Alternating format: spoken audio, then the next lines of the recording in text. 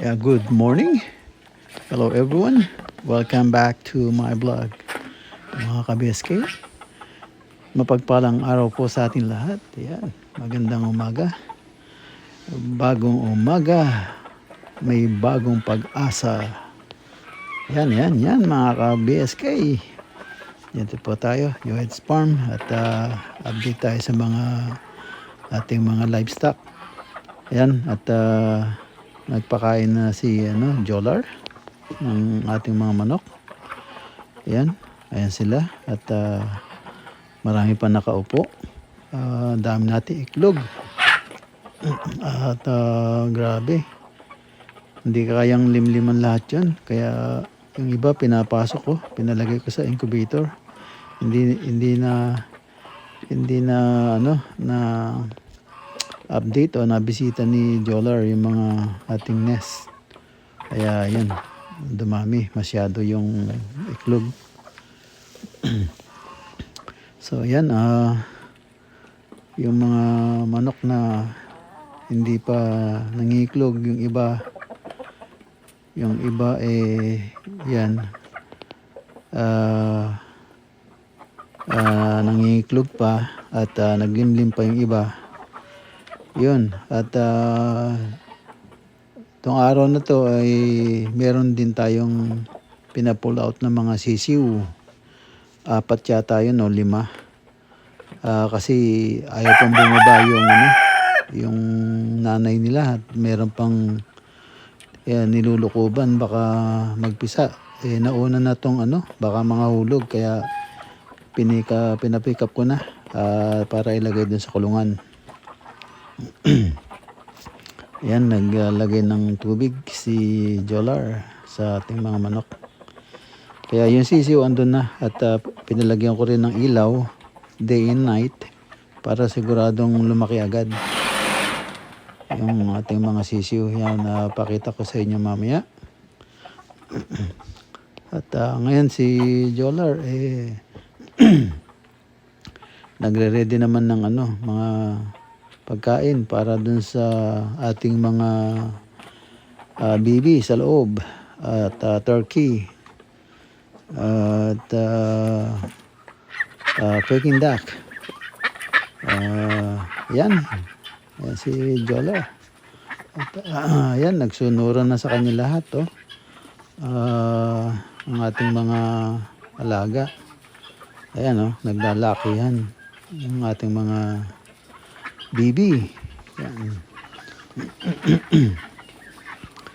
Ayan. Yung ating gansa Ayan, nangiiklog sila. Nakapagtaka lang yung iklog nila. Nilagay namin sa incubator.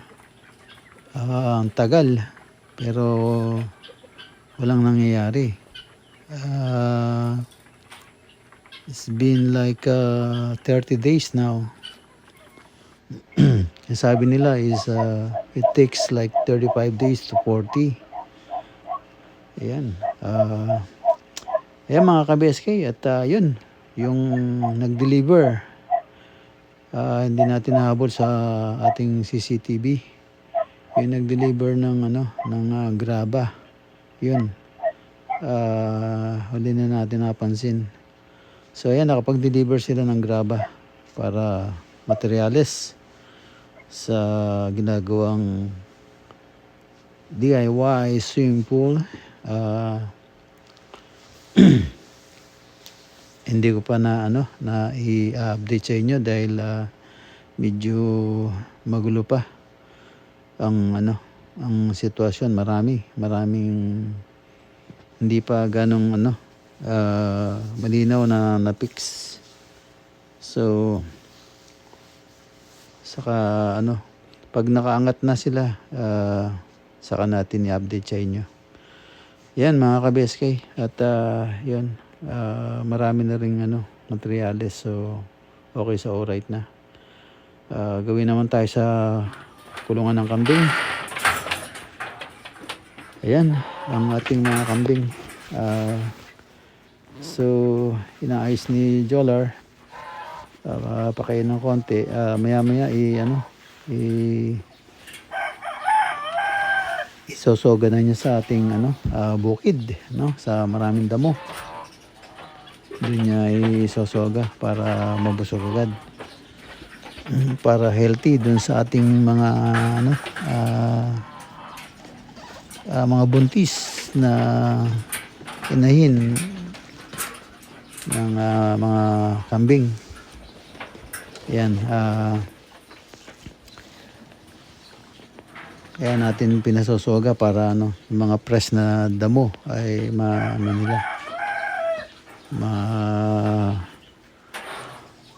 matikman nila sa ating field.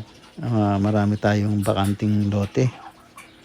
Yung kalahating hektarya ay hindi natamnan. So yun, yun naman natin tamnan ng palay dahil minsan logi, tapos kumisan break even lang. So sayang lang ng pagod. So ngayon tingnan natin kung tatamnan natin kung aabot pa. Kaya lang kasi pag nag-uulan, kung tatamnan natin ng kamuti, let's say March, February, March, April, May. So mga June, ang problema baka umulan na kasi mababa yung yung ating farm. Konting ulan lang nag-stay yung tubig sometimes. Hindi naman bumabaha. Kaya lang kung pag nag-uulan, iyari yung kamote. Pero try natin hanggat meron tayong tawag dito, yung bagging, yung hindi na tayo bibili. Sa ibang naman, ibang spot mo naman itatanim, okay lang. Wag lang doon sa dating spot. Naubos na yung yung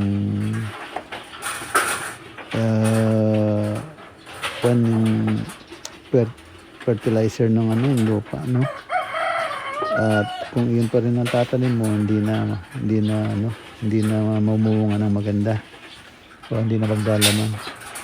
Yun, try natin, yun naman ang ating paparotor. Tapos itong dito, banda rito, tatamnan natin ang gulay.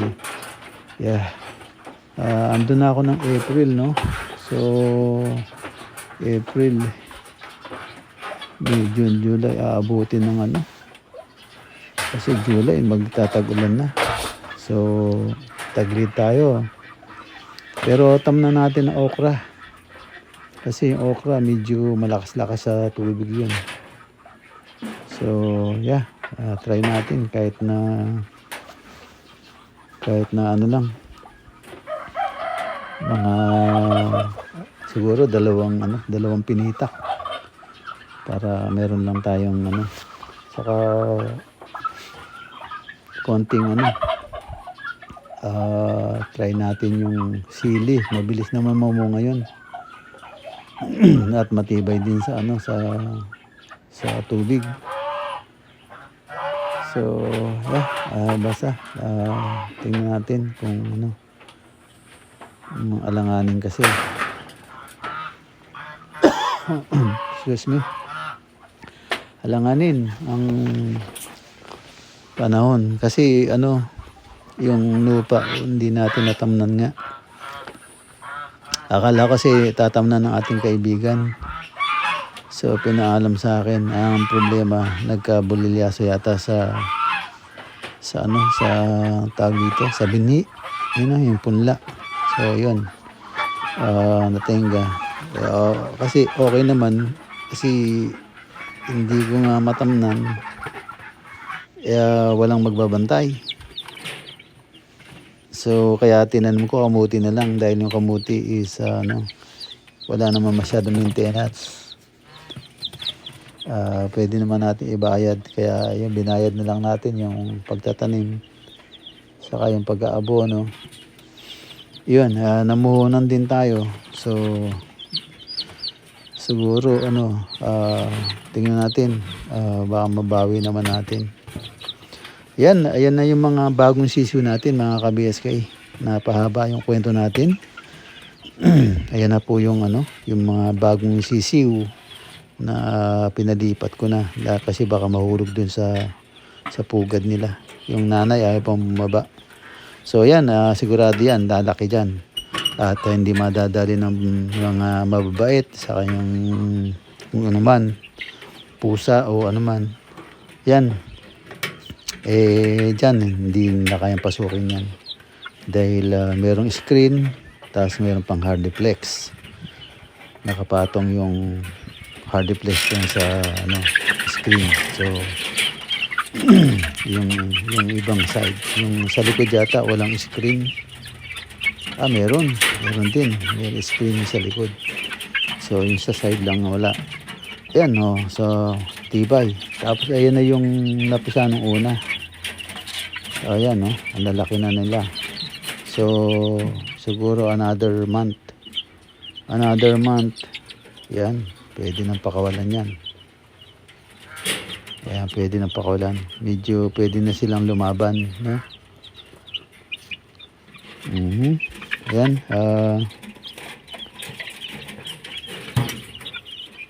Ayan, meron pa yata laman. Parang pagod yung mga manok, parang mainit dun. Ayan, at least meron na tayo napagpisa. At ayan, malalaki nila. Ayan, malalaki na iba. So another month pa. Ayan, mga ka-BSK, at least meron na tayong mga bagong sisiw. A few moments later. Ayan mga ka-BSK, at medyo hapon na rin. Hapon na naman. Kaya ayan,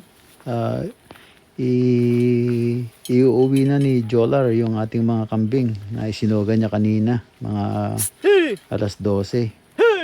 So yan,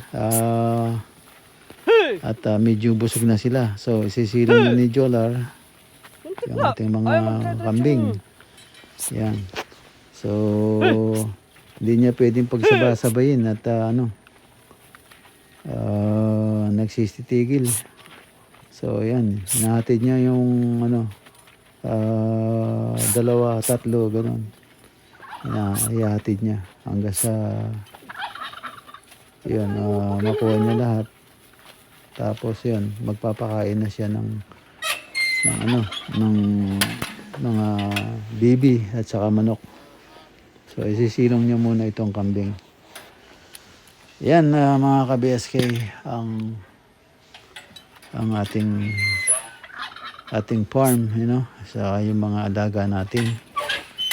So ayan sila, at tapos yan, nasa loob na, at babalikan naman ni Jolar yung tatlo.